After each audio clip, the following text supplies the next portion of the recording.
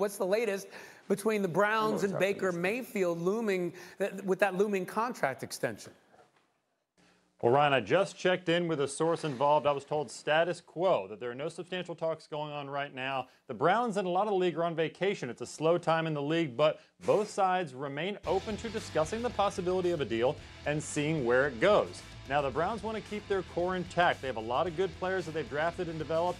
They want to pay them. You got cornerback Denzel Ward, guard Wyatt Teller, running back Nick Chubb. It's uncertain if they can lock up all of those players, but last year when they gave Myles Garrett a mega deal, the thought was, hey, we like what we have on our roster. Let's try to keep it intact.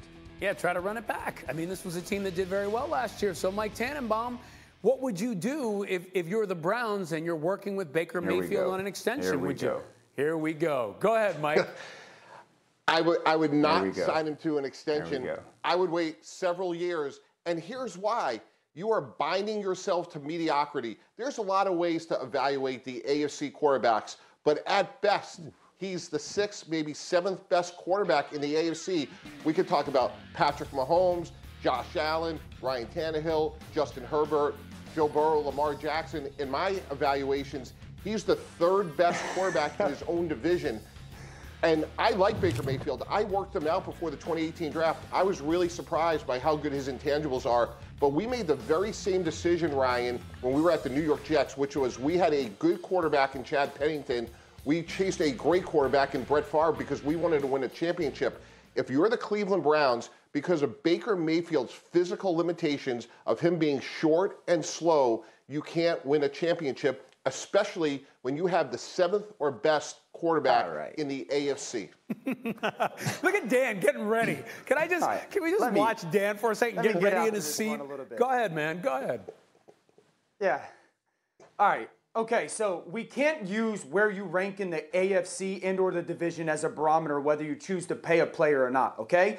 If we're going to say that Baker Mayfield is the 6th best quarterback in the AFC, well, the NFC, so you're looking at a top 10 or top 12 player at the position. Okay, so if you choose to not pay a top 10 or top 12 player at the position, that's on you. Second of all, don't talk about Baker Mayfield's physical limitations and not talk about Baker Mayfield's physical strengths. And that has been something that I have harped on Baker, or about Baker, since he has got elite ball placement. He has got an absolute nuclear arm. Okay, so and we can't talk about a mediocre player when his name is attached to history books in the NFL. I mean, before Justin Herbert, he broke the rookie touchdown passing record from Russell Wilson and Peyton Manning. That is not mediocrity. He's one of 2 quarterbacks that in their first 3 seasons to throw for over 75 touchdowns and 11 interceptions and have a passer rating of 90. That's Dan Marino.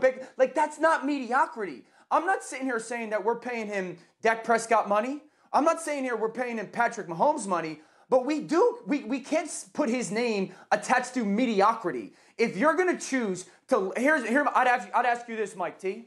Do you think he's going to play worse this year with the top 5 offensive line, the best running back duo in the game, and a top 5 skill roster? Do you think he's going to play worse this year?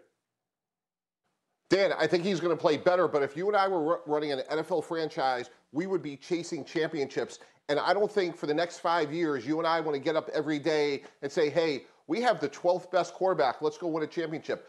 It's about chasing greatness. So if you want to pay Baker Mayfield as a B, I'm okay with it. But when you look at the Super Bowl winning quarterbacks going back to 2016, and we're talking about Peyton Manning and Tom Brady, Nick Foles, they are bigger guys. It's not a coincidence.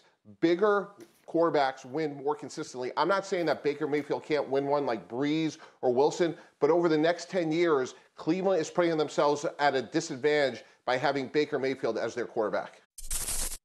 Thank you for watching ESPN on YouTube. For live streaming sports and premium content, subscribe to ESPN+.